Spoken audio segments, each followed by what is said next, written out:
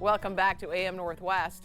You know, parents are told to limit a child's screen time. Schools have banned cell phones, yet many students still spend the vast majority of their school day on devices. Here to share how classroom technology impact kids' learning, we welcome the author of the Digital Delusion, neuroscientist Dr. Cooney Horvath. Good to have you with us. Thank you so much. Okay, let's start first of all. Will you say classroom technology is actually harming learning? Yes, and I think it's worth pointing out when we talk classroom technology, some people think like maybe a program it's all student-facing screens. If that's a tablet, if that's a laptop, anytime we interface a screen with a student, learning goes down. And we've had this data since 2002. Talk about that. Talk about the data, because that is like kind of mind-blowing to find that out. And it's not even close. So since around 2002, that was when Maine introduced the first one-to-one computer program. Okay. And that's when we started to see scores dip. And we're talking literacy, numeracy, creativity, critical thinking, general IQ, all of these things, if you plot it on a line of kids who use no tech versus 1 hour a day, 2 hours a day, 3 hours a day, you just see this straight line drop. More tech, worse learning across the board. Why is tech so big now in schools? Why are they accepting it so widely?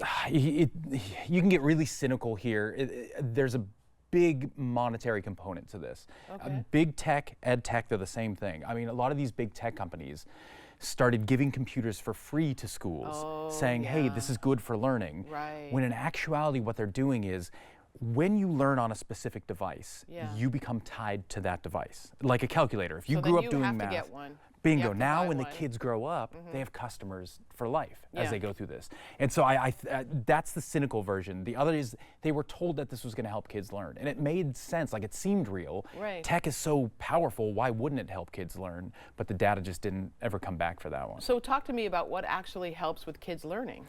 A good rule of thumb, learning has evolved for what, 150,000 years to be something very specific?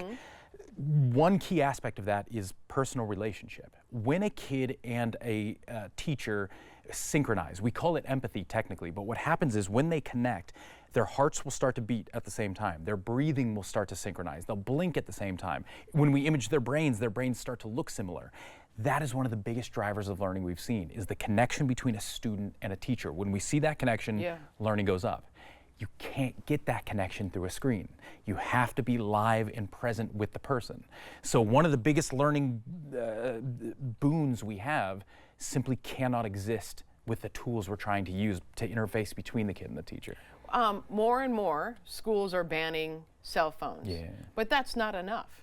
It was a good start. I always say, look, anxious generation, John Haidt, starting to get cell phones out, great first start. Right. Lowest hanging fruit.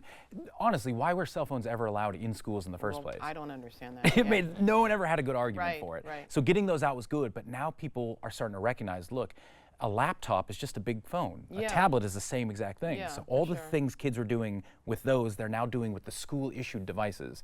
And if we had problems there, we're going to have the same problems here.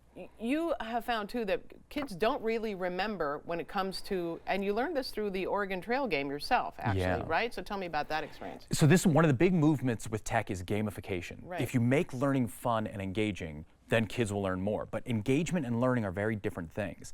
So when I grew up, our big video game was the Oregon Trail. Played that thing for hours. To this day, I could tell you everything about the game. What do you have to press to ford the river? What do you have to press to shoot a bear? The trick is, a couple years ago, someone told me that game was meant to be a history lesson. It was supposed to teach us about the Oregon Trail. I couldn't tell you anything about the Oregon Trail. I don't know when it started, who did it. And the problem with gamification is it forces your attention towards the mechanics of the game. Can I get a high score? What do I have to do to get the star?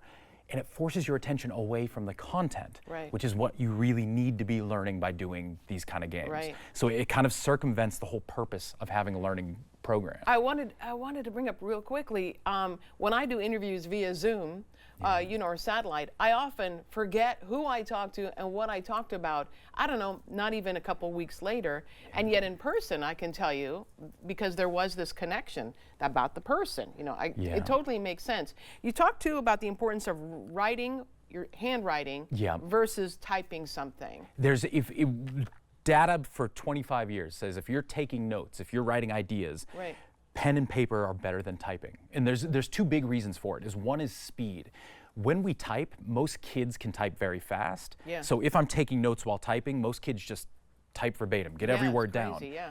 But all you're doing is thinking about the sound of the words. You're not processing any meaning. Whereas if you're handwriting, it's much slower. So by definition, you can't get it all down. You're already thinking, what are the ideas? What are the themes?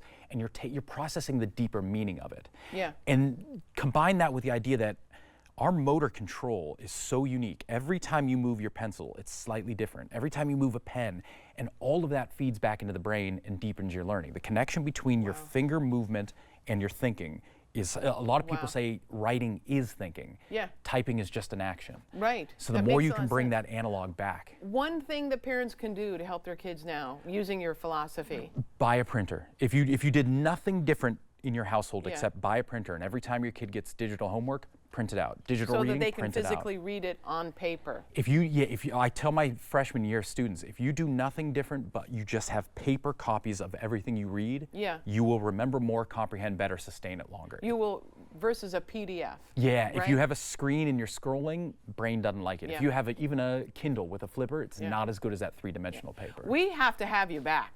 Absolutely, anytime. Okay, so we want to tell everyone again, the book is titled The Digital Delusion. Neuroscientist Dr. Jared Cooney Horvath. Thank you very much. It's fascinating. Thank you. And makes a ton of sense. All right, we'll be right back with more AM Northwest. Don't go away.